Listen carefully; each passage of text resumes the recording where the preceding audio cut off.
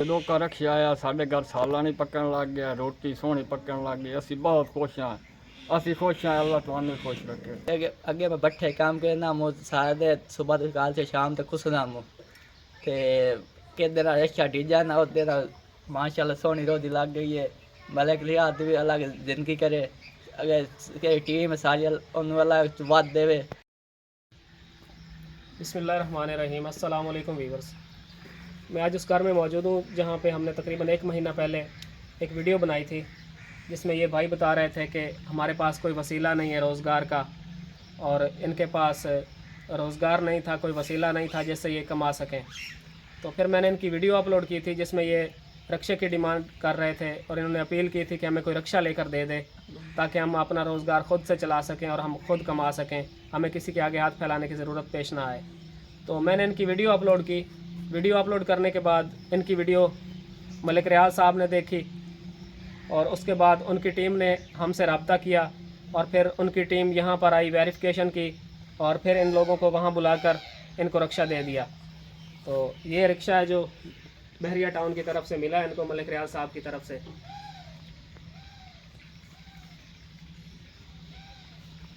क्या महसूस हो रहा है सर तुहानू? बड़ी खुशी हो रही है जी, बहुत खुशी हो रही है। मलिक रियाज साहब का बहुत बहुत शुक्रिया, उनके बेटे अली का बहुत शुक्रिया जी, और पूरे बहरिया टाउन के जोड़े शामिल उन्होंने जिन्हें साड़ी हेल्प की है, जिन्हें साड़ी वीडियो बनाई है। अल्लाह सारे का भला करे, साडा रोज़गार बनाया ने, अल्लाह उन्होंने खुश रखे। असा गरीबों की रोजी चली है तो साड़ी दुआई दे सकने हैं, अल्लाह उन्होंने खुश रखे। आमीन। हुण की फील कर रहे हो तुसीं? बहुत असी खुशी फील कर रहे हैं, बहुत खुश हैं जी।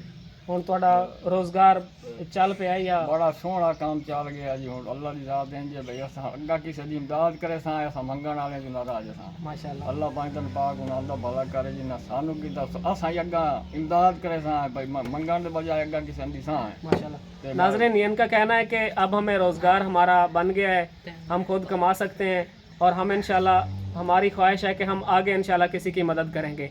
हमारा अब रोज़गार बन गया है, हम अब मांगने वालों में नहीं है, अब हम कमाने वालों में हैं और इंशाल्लाह हम भी किसी की मदद करेंगे। और कुछ आखना चाहते हो जी? बहुत बहुत मेहरबानी, अल्लाह खुश रखने जनाब। अस तो ये कर सकने आए भाई साडा रोज़गार बनया तो अस तो उन्होंने बार बार ये दुआएं दे सकने। और सारे बहरिया टाउन वाले मलिक रियाज साहब है जी, उनका बेटा है जेड़े शामिल हैं सारे उन्होंने बहरिया टाउन या जेड़ा भाई तुसी हो जिन्हें साड़ी वीडियो बनाई है अगर तुहाडे ताईं पहुँचाई है। भाई जायद होरी तायर होरी इन्होंने भाइयों का बहुत बहुत शुक्रिया, अल्लाह इन्होंने खुश रखे। इन्होंने बहुत अच्छा काम है जी, अस गरीबों की साढ़े जहाँ की मदद कराइंदे पाए तो साड़ी हेल्प करा रहे हैं और बेलौस साड़ी खिदमत कर रहे हैं।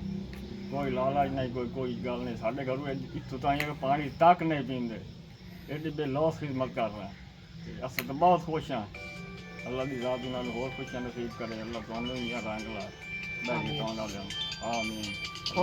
साड़ी रोज़ ही बड़ी सोहनी चल गई है जी, असी बहुत खुश हैं।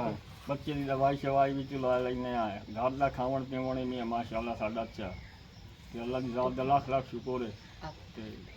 अगे मैं भट्ठे काम करना मो सारे सुबह तो काल से शाम तक खुशना मो ते के दिन अच्छा डीजा ना होते ना माशाल्लाह सोहनी रोजी लग गई है।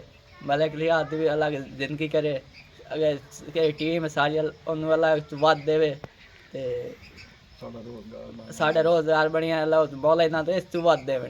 बहुत बहुत मेहरबानी मलिक लिहाज दी, बहुत ज़्यादा बहुत शुक्रिया। जो घर रखिया आ साढ़े घर साला नहीं पक्कन लग गया, रोटी सोहनी पक्कन लग गई। असी बहुत खुश हैं, असी खुश हैं। अल्लाह तुहानू खुश रखे। बहुत मेहरबानी सर, बहुत बहुत मेहरबानी। ये अल्लाह पाक का शुक्र है जी। अगर दवाई ना इलाज सकेंगे जो घर रक्षा आया दूए त्रिए दिन मेरी दवाई ला देंगे जी, अगे नालों काफ़ी बेहतर है मेरी सेहत। अगे बैठा रहना हूँ टोरी ना सकेंदा जी, हूँ चाल फेर ही लेना माड़ा मोटा। मलिक रियाज साहब का बहुत बहुत शुक्रिया, उनके बेटे अली का बहुत बहुत शुक्रिया। तो जिन्ना जनाब पूरे महकमा जो उन्होंने बहरिया टाउन साहब की मेहरबानी और जोड़े साड़ी आवाज़ बने जिन्हें साड़ी हेल्प की, जिन्हें साड़ी वीडियो बनाई है, अल्लाह इन्होंने खुश रखे। तो बहुत बहुत शुक्रिया।